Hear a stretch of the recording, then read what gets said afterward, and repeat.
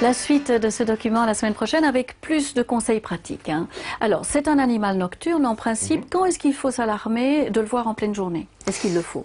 Eh bien, principalement, justement, peut-être à l'automne, au moment où les conditions hivernales commencent à apparaître.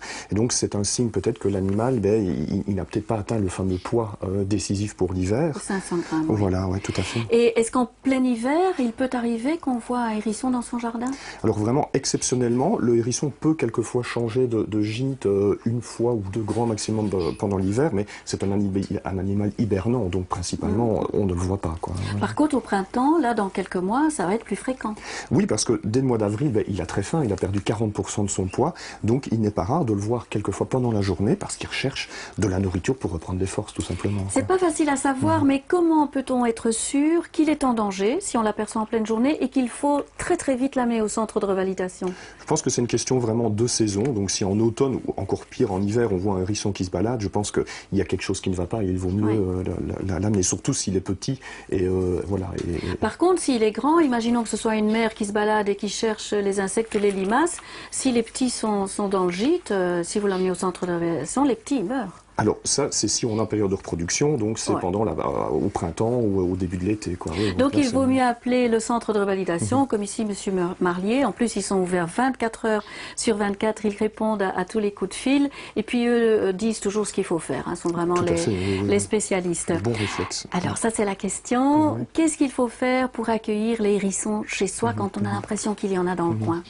Et la première chose, c'est de pouvoir laisser venir le hérisson dans votre jardin. Donc pour bien faire, le mieux, c'est par exemple de laisser un espace de dizaines de centimètres en dessous de la clôture, ce qui permettra aux hérissons de passer sans problème d'un jardin à l'autre. D'accord. Et alors? Il reste le gîte. Alors, il reste le gîte. Donc, si on veut vraiment accueillir un hérisson en hôtel 4 étoiles, on peut fabriquer un gîte. Donc, par exemple, en mettant une caisse en bois qu'on va recouvrir de branchages ou qu'on va recouvrir de feuilles. Et là, le hérisson, relativement rapidement, pourra trouver ce gîte. Ou, par exemple, il pourra mettre bas, donner naissance à ses petits, par exemple. Ou simplement un tas de bois, si on a coupé les branches, si on a élagué, etc. Ou un compost où il y a de la nourriture, des vieux fruits, ainsi de suite. Le hérisson sera attiré par cette nourriture, naturellement. Vous parliez de nourriture.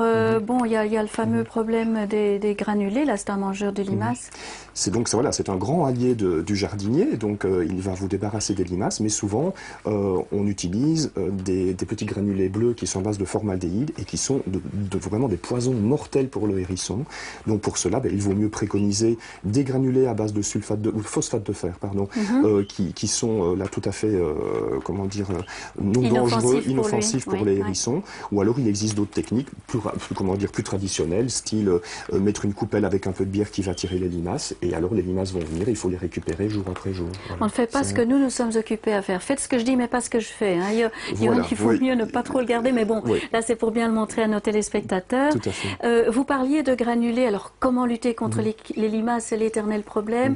Vous m'aviez dit qu'une tuile renversée, par exemple. Les limaces se mettent en dessous et puis hop, on les cueille le matin. On les cueille le matin, voilà, avant d'aller au boulot, on peut faire un petit tour au potager, on va récupérer les limaces de la nuit et au fur et à mesure des jours, on peut imaginer retirer la majorité des limaces qui viennent venger vos salades. Et puis les donner au hérisson si on sait qu'il est là, un peu plus loin.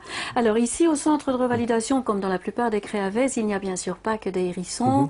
Il y a du faucon cresserelle, il y a un perroquet du Gabon derrière moi, il y a des rapaces.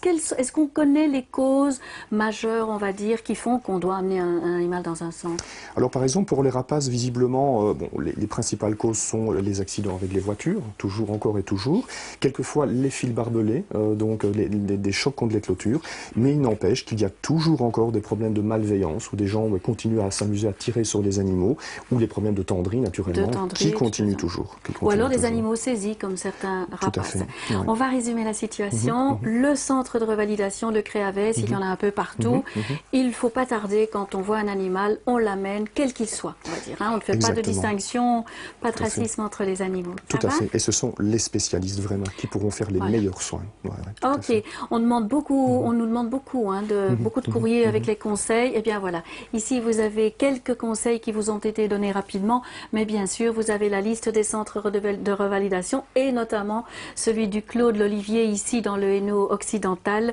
Et vous pouvez toujours leur téléphoner, vous serez les bienvenus. On remercie aussi tous les bénévoles parce que c'est vrai que tenir un centre de revalidation sans bénévoles, ça n'est pas possible et c'est souvent sur fonds propres, donc l'argent c'est aussi le nerf de la guerre. Merci pour eux, merci beaucoup.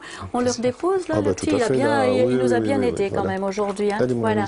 Voilà. Eh bien, on se retrouve la semaine prochaine. On va parler toujours du hérisson et puis aussi du chat sauvage. Excellente soirée. Au revoir, à la semaine prochaine. À la semaine prochaine.